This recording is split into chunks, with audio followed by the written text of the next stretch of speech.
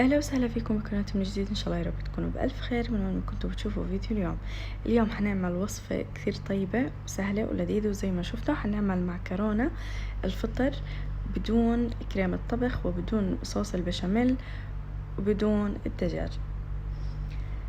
بالبداية رح نحتاج للحليب، بكوب حليب واحد ومعلقتين دقيق، وكمان عندنا الفطر والخضار اللي استخدمتها هي بصل وثوم وفلفل، فيكم تضيفوا اي خضار تاني. وحنستخدم كمان جبنة المثلثات، وكمان هي اختيارية اذا ما بدكم فيكم تستغنوا عنها. سلقت المعكرونة وبلشت ادبل بالخضار، حتى تقريبا معلقتين زيت نباتي، فيكم تستخدموا زيت الزيتون. بلشت أدبل بالخضار، بس شوي تدبل عندي راح أضيف عليهم الفطر، وكمان نفس الشيء راح أتركه وأقلبه لحتى يتدبل عندي الفطر. بعد هيك بننتقل للتوابل. بالنسبة للتوابل كثير بسيطة، ملح وفلفل أسود، وحطيت كمان عرق زعتر أو الروزماري، فيكم تضيفوا أي نوع من المنكهات اللي انتم بتحبوها. وبعد هيك راح أضيف الدقيق أو الطحين. بالنسبة للطحين بهاي المرحلة راح يحتاج للتقليب المستمر، لأنه بدنا إياهن يتحمص. أول ما تشموا شوي ريحة الطحين بلشت تطلع، وكمان اللون بيروح، بتحول للون ذهبي أو أشقر، بس يختفي اللون الأبيض تماما وتشموا ريحة الطحين، يكون هون الطحين تحمص وجهز لحتى نضيف المي. راح أضيف أول كوب من المي، وراح تقريبا راح ناخد جزء من الصوص اللي عنا، ونبلش نقلب فيه بهاي الطريقة زي ما أنا عاملة، بدون ما نأثر على باقي المكونات، بس لحتى الطحين يذوب منيح بالمي حتى ما يكتل. وبعد هيك عادي بنستمر بالتقليب.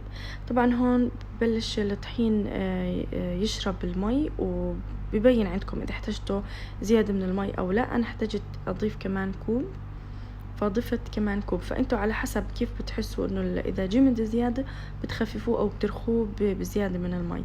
اما اذا كان ممتاز عندكم فما في داعي تزيدوا المي. فالمي على حسب نوع الطحين عندكم، اذا المي شربته بسرعة او لا.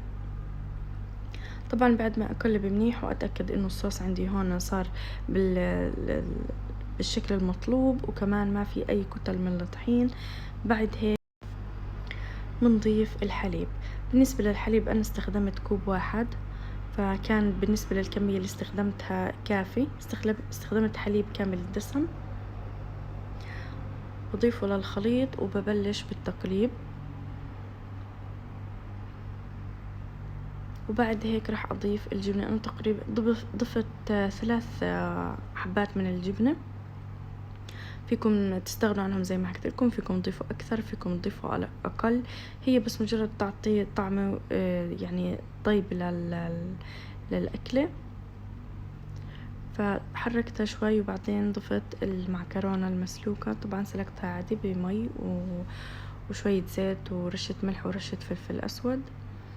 ضفت المعكرونة للخليط وحبلش أقلب فيهم لحتى يتوزع الصوص على كل حبات المعكرونة، وبعدين راح أتركهم على الغاز تقريبا من دقيقتين ل4 دقائق لحتى يتسبك بزيادة والنكهات تاخد من بعضها. وبهيك بتكون الوصفة جاهزة. وصفة كتير سهلة وصراحة موفرة وكثير سريعة وطيبة، بتمنى تجربوها. طبعا أنا بالأيام القادمة كتير راح أعملكم وصفات معكرونة، بما اني انا بحب المعكرونة، وكمان عندي كثير وصفات وخلطات لها، يعني طبخة ذكية وسريعة وسهلة.